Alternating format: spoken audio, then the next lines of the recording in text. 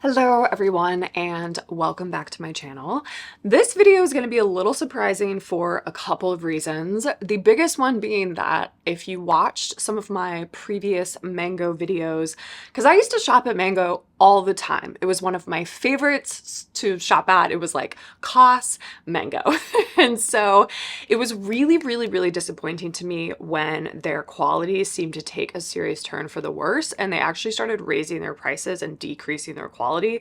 So that was not adding up for me. Didn't love that. And frankly, I don't think anyone else did either because they were charging like $400 for a 10% wool coat that was like 10% wool, the rest polyester or something. I mean, I'm exaggerating, but something like that, where it just didn't make any sense. They were having tons and tons of sales, and I just saw that the inventory wasn't moving. And so I don't think I was the only one that was having that experience with Mango.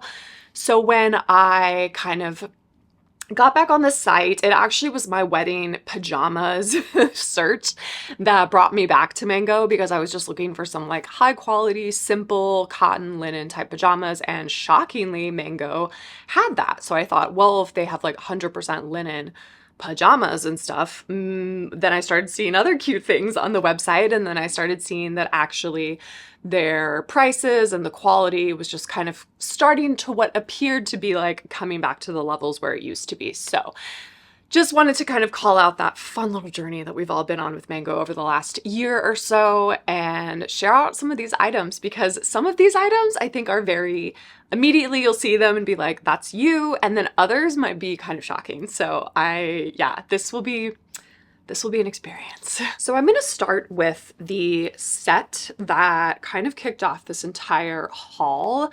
And it was this set with this beautiful little top and matching trousers. And you guys know that I love a set for spring and summer. It's like the ultimate lazy girl hack. It's just to throw on a set. However, with sets, I have a rule where I have to really love the top and bottom equally and want to wear them separately as well, because that's when you unlock the real potential of a set, in my opinion. If you only like them together, then you're probably not going to get a lot of wear out of it, and then it's taking up room in your wardrobe, and you might as well just have a dress or something in there. So that is my personal take, but I was very drawn to this set. First of all, this color is kind of strange. They call it green on the website, but it's like almost like a khaki gold green. I don't really understand it, and I really like it because it's kind of strange and different. But this is a linen blend, which they were very transparent on the site. It is 77% viscose, 23% linen, and then the lining is 100% cotton. So nice little mix of fabrics for spring and summer. So the top, they have it styled a few different ways. I actually just kept it really clean and simple in the front, but I love this top. I love the cut of it. I love that it's very high on the neck, and then it has the little slits on the side. I think it's a very chic, minimal, laid back design, and I really like it. I ended up getting it in a size extra small, and I do think that was the correct size for me. If you wanted it a little more baggy and oversized, you could always size up, of course. And the top was $95.99. And then I got the matching pants, which are the same fabric, so that linen blend. And I got the pants in a size 2, which is pretty standard for me. I could have maybe gotten them in a size 4, but honestly, I still think the 2 fits really well. It's unclear to me how these pants are going to wear over time. I'm a little worried they might get too wrinkled and a little too sloppy looking. However, that's usually why you blend viscose and linen together, is to give the fabric a little more structure so it doesn't wrinkle as much as like 100% linen. So it'll be interesting to see how those kind of wear out. But together, this is the set. I think it is really chic, really unexpected and also not unexpected, and I paired it with just a few accessories that I love and I wear all the time. My little Hedda bag from Flattered, as well as these beautiful court shoes from COS. I think, of course, the heaviness of the leather is a nice juxtaposition to the sort of lighter effortlessness of this linen blend. However, I think this is still really nice for spring and summer. And then of course I had to challenge myself because, to be perfectly honest, I was totally sold on the top and I was a little hesitant about the pants, mostly because of this little pleating detail at the bottom. I felt like it was a little strange, even though this is definitely a silhouette of pant that I own in many, many different colors and fabrics. I love this type of cropped kind of ladylike pant. But yeah, I just wasn't sure if I would grab for the pants on their own. So I really challenged myself to play around with styling the top and the bottom in different ways. So first, I will show you the top. I've paired it with some black cotton pants that I'm also going to talk through in a moment. And I think this was super, super cute. That's the other nice thing about this weird color, is I actually think it would go with a lot because it is kind of like a strange khaki. I think it would go so well against blacks and navies and grays. So even though it is a color, I think it's definitely more of a neutral and pretty versatile. So I'm definitely not worried about being able to style it with different things. But I love the looseness of the pants with the kind of looseness of the top. I think it's really, really cute.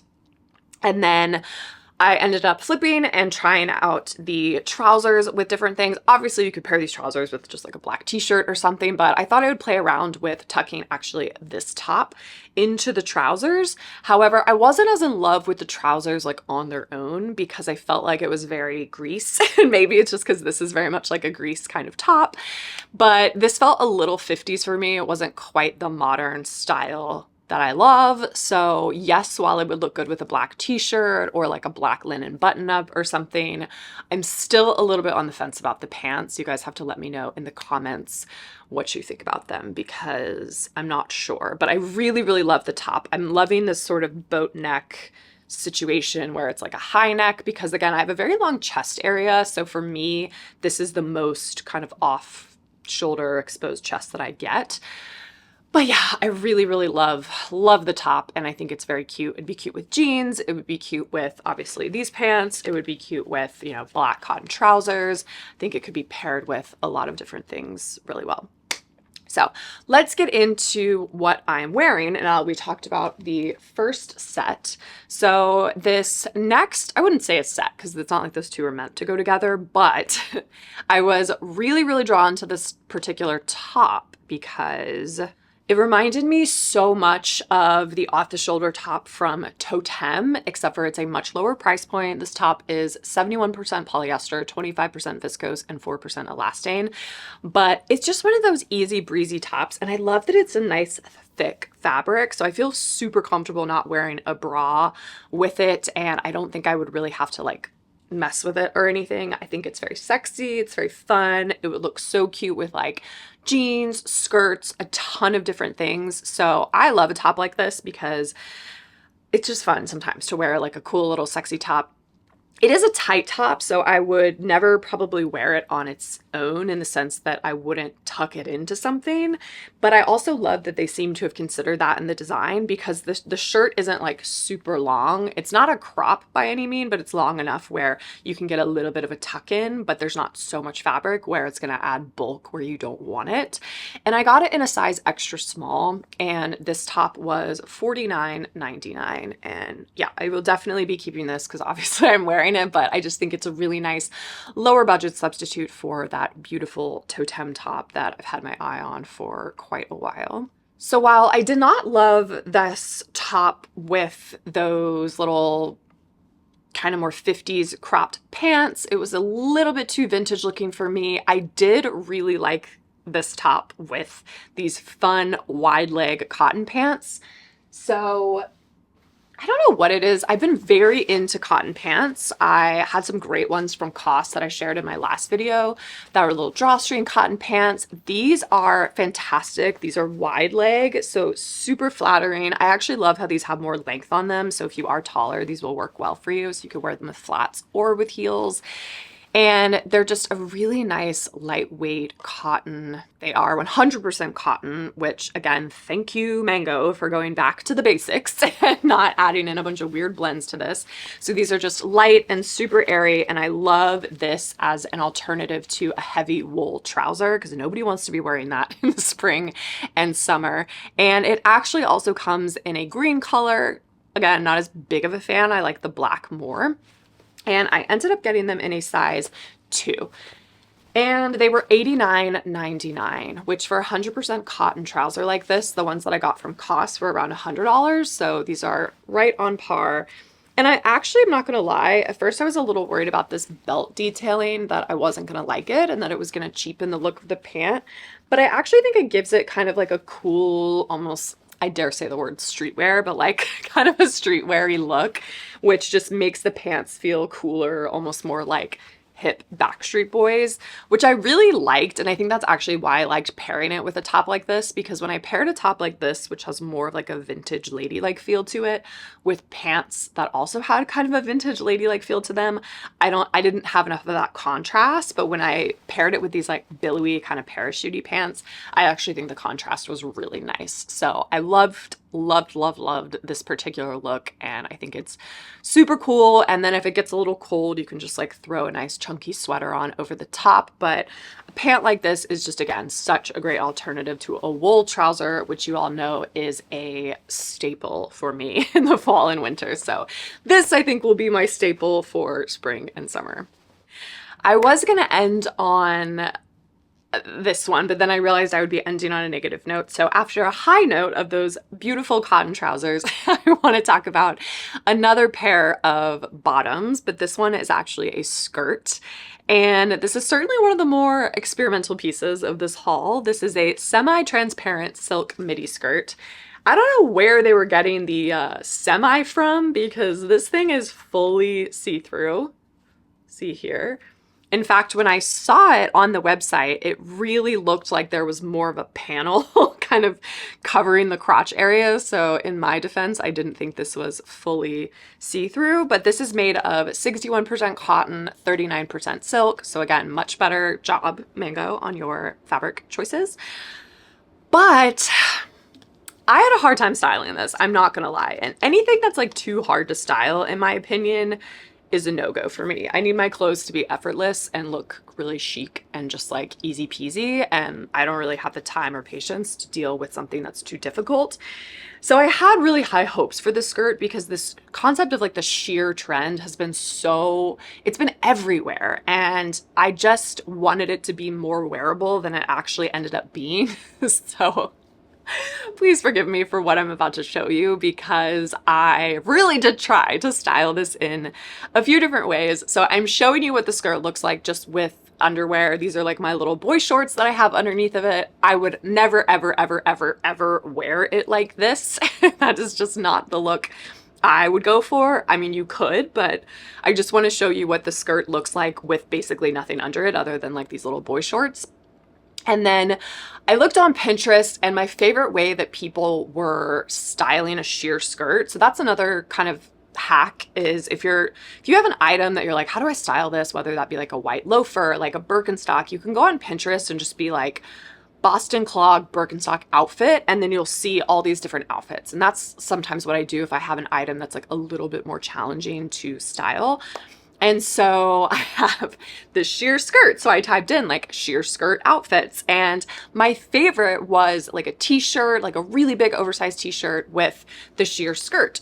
However, I found the most oversized t-shirt that I have in my closet, and I still did not like the look of it with the skirt. So while maybe if you were more on the petite side, this would be something cool, it just wasn't hitting for me. And then similarly, I saw it online where people paired it really cool with like a cigarette pant. I have a lovely black cigarette pant from H&M that I put underneath of it with like an oversized black t-shirt. Also, frankly, hated that look, and I felt awful in it. Even though it like technically I think looked a little cooler than the white t-shirt, it did not feel good. It felt like too many layers, too many restrictions. It was not comfortable, in full disclosure. So I was just like, this is a no-go.